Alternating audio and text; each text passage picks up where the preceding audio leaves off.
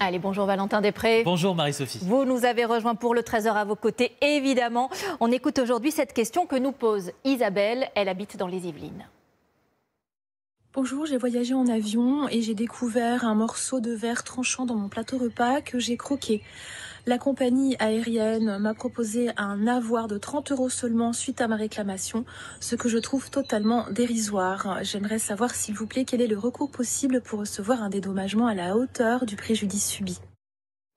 Alors on va élargir cette question. Quand on découvre un morceau de verre ou toute autre chose, pas seulement dans un avion, mais aussi dans un produit du supermarché ou bien dans un plat au restaurant. Valentin, est-ce que l'entreprise a l'obligation de nous indemniser? Eh bien, pas forcément. Tout dépend des circonstances. Alors, pour Isabelle, c'était l'heure du repas dans l'avion. On lui sert une salade de crudités et au moment de mâcher, un bout de verre très tranchant arrive sous sa dent. Alors, heureusement, elle n'a pas été blessée, mais bien entendu, elle est très choquée. Le problème, c'est qu'après coup, regardez, la compagnie lui propose un avoir et non pas un remboursement de 30 €. Elle s'attendait à beaucoup plus. A-t-elle raison de contester? Quelles sont les règles? De manière générale, une entreprise doit bien sûr proposer à ses clients ou mettre sur le marché un produit alimentaire sûr. Oui. C'est une obligation de sécurité, elle est impérative.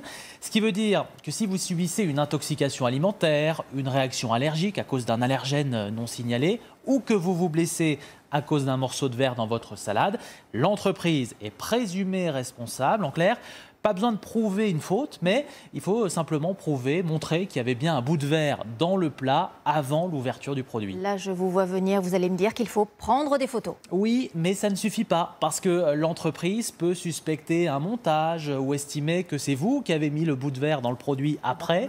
Donc le mieux, c'est de rassembler aussi des témoignages. Les voisins d'Isabelle dans l'avion, par exemple, ils peuvent confirmer qu'elle a découvert par surprise ce corps étranger. Et par lettre recommandée, on demande une indemnisation à l'entreprise. Alors là, cette dernière va enquêter, notamment ici la compagnie, auprès de son fournisseur, puisque ce n'est pas elle qui prépare les repas. Est-ce que du verre s'est brisé dans l'usine? Y a-t-il eu un accident particulier? Si c'est le cas, il faut peut-être procéder à des rappels de produits, évidemment. Et puis, en fonction de l'enquête, l'entreprise accepte ou non d'indemniser Isabelle. Alors justement, sur ce point, Isabelle nous dit qu'elle a reçu un avoir de 30 €. C'est trop peu? C'est vrai qu'une avocate me disait que c'est assez peu. Certes, Isabelle n'a pas été blessée, mais on peut obtenir en principe quand même plusieurs centaines d'euros. Ah oui. Dans ce cas, première étape, il faut négocier. Pour ça, insistez sur vos préjudices. Pour Isabelle, le préjudice moral, notamment l'angoisse désormais de manger dans l'avion, le fait que si elle avait été blessée, son état de santé aurait pu se détériorer, puisque dans un avion, vous savez, on est enfermé, on n'a pas d'accès aux soins forcément très rapidement.